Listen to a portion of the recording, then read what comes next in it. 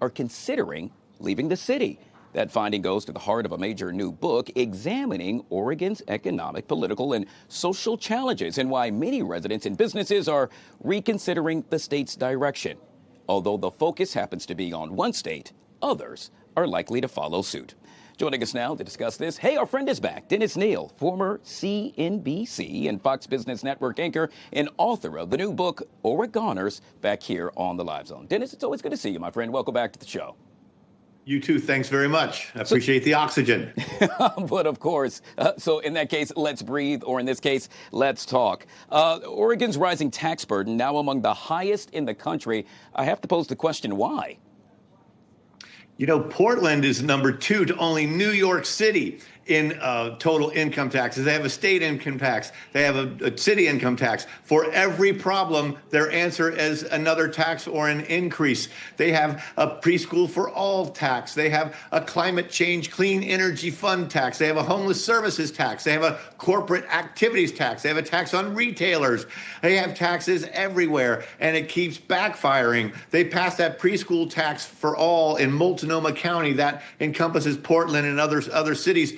And in 3 years, 310 of the 1,000 richest taxpayers in the county had left. And now we see that happening in other blue states. You know, California, Florida, California, New York, they're so big that it takes a long time for the bad outcomes to show up in sharp relief. In a small place like Oregon, it is a canary in the coal mine for where blue state policies will lead you. This state is hurting. It's losing thousands of jobs and businesses and taxpayers.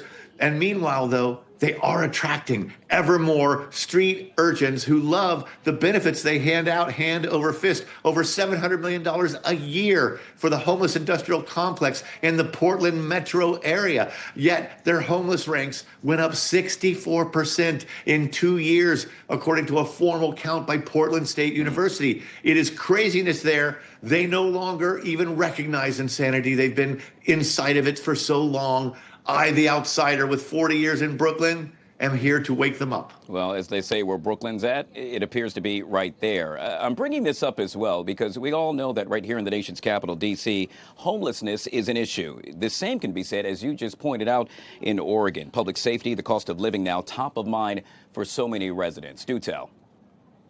You know, the poll published by the Oregonian, which commissioned this survey of 600 people in the Portland metro area, shows that the number one concern when they're asked to name it is homelessness among 33%, more than high taxes, which is the number one reason cited by only 11% of that set. And the homeless crisis, you know, there's a fundamental wrong approach that the entire industrial complex takes to it. And that is, we want to make your life on the streets as comfortable as possible. We want to give you free food. Never mind that it turns into rat feed because addicts on the street don't eat a whole lot. We want to make sure you have clean needles and clean tin foil for smoking your drugs. And I had a guy who was homeless in the early 2000s who now has his own car service tell me, you know what, you've got to make homelessness on the streets as miserable as possible. And here we're giving out tents and tarps and freebies.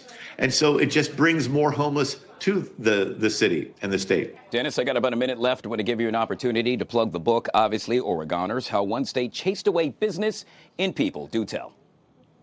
You know what? You can't just curse the darkness. You have to light a candle, right? And yet, if you don't complain, how does anything get better? With Portland polite and Oregon nice protocols, they're not allowed to criticize. Maybe an outsider can help them do that. But I also offer solutions. This state can fix its own problems if only the residents will wake up and stand up and push back. And they're starting to do that now. And we'll see in May, next week, a primary election where the voters could reject a $4 billion tax increase that the governor and the Democrats put into place in an emergency session, and they could tell you guys to go jump. And that's the start of a big pushback that needs to happen even more broadly for our country. Mr. Dennis Neal, it is truly a pleasure. Thank you so much for joining us right here on the Live. Thanks so much, Guy. I appreciate it so much, man. Have a glorious day. You too, buddy.